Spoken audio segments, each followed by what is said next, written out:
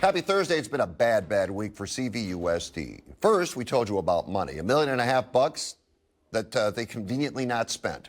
That was followed by a report that now they're going to need money because they're being sued by the president of the teachers union. Case hasn't gone to court. Not one witness has testified.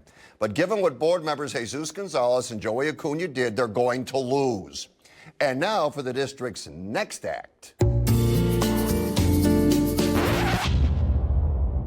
Layoffs have begun. People are getting pink slips under the guidance of the people that have been sitting on $1.5 million and currently being sued. They have to cut $54 million.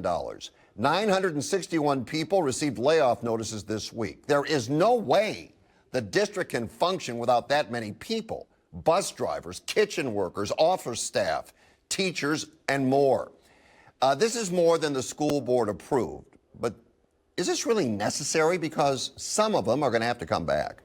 School board and the superintendent will decide. But if they're going to bring some back, why did they tell so many they were out of work? What did that do to morale? Is the superintendent, Francis Esparza, magically going to ride in on a white horse and save some of them? The fun and chaos continues at CVUSD. Henry wrote the show When the Burden of This Corrupt Valley. And when is the FBI going to step in on the Coachella Valley and arrest all of those who are in corruption? Why is it not happened already? Everybody knows things are shady, but nothing happens. Let's bring in our legal expert, Walter Clark. All right, Walter, so you know the dilemma here. Let me ask you a question. What is going on? Is this extraordinary?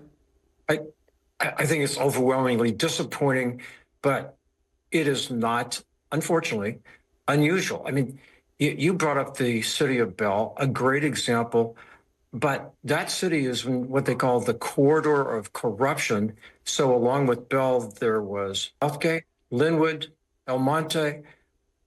They had over 13 convictions for corruption in those towns. And then look at LA City Council. I mean, they've had 4 in the last number of years, 4 or 5 years.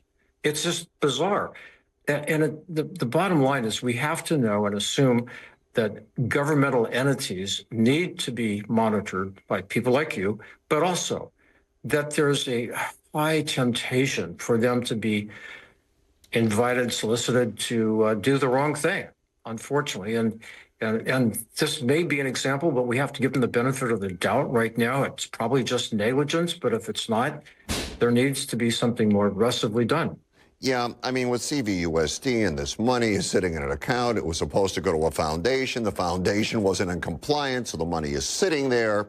You don't know if somebody's borrowing the money, repaying it. You don't know if there's interest on the money, somebody's collecting it. The school district is now laying off people because they have to cut $54 million. It is a complete disaster. How is Goldenvoice in the situation we're talking about and the foundation affected?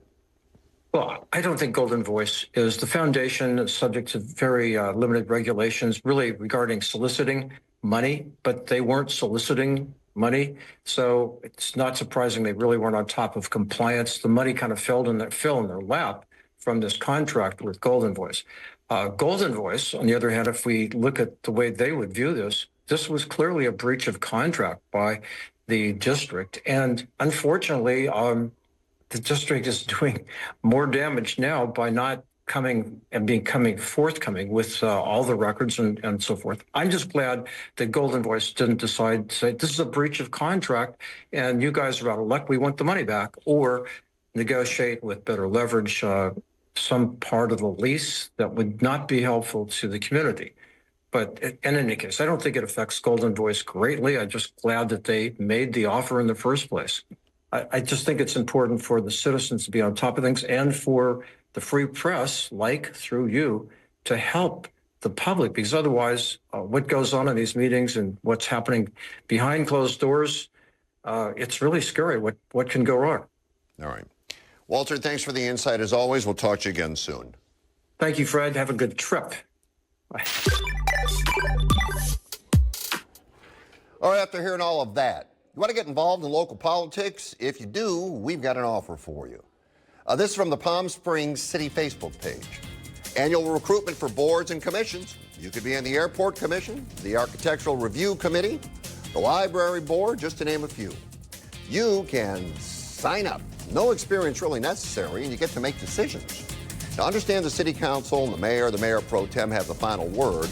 So if you've upset any of them or anyone they know, you're going to be out. Our contributors tonight are Nick Collins and Jim Walker. Nick, I'll start with you. Assuming you live in Palm Springs, which commission would you join? A lot of vacancies here, a lot of vacancies. So I go for a twofer because I need my help. The one I go, Library Board of Trustees. One, because my quiet and calm demeanor. But two, because I'd love to get on the board and just shuck everybody. My second one would be Park and Rec. I love Park and Rec. Well, Fred, I would have to say, I covered aviation for CBS in Dallas for about 12 years, so I'd be up for the Airport Commission. I was also only the second ever openly gay reporter in Dallas-Fort Worth, so maybe the Human Rights Commission. I like either of those. All right, well, there, you point out a couple of qualifications you have, Jim. And Nick, you're, I don't know if that gave you any real qualifications. But what do you think, Jim, the qualification should be? Should you have any qualifications or just, I'm in, I want to try? Well, yeah, you have to be willing, obviously, and have a good heart to do it. I would say you need to live in the city at least 5 years, no criminal record, hopefully, and well-known in the community with some decent references, right? All right, what do you think, Nick? It's going to be experience, but it looks like there's a lot of vacancies here. They may have to pick some B-team players. I don't know how many people are stepping up, and I'd love to know, if you're not an architectural guy and they don't fill it, what are they going to do? All right. Well, guys, I want to tell you something. Please keep this in mind. Going forward, civic involvement always makes you a good neighbor.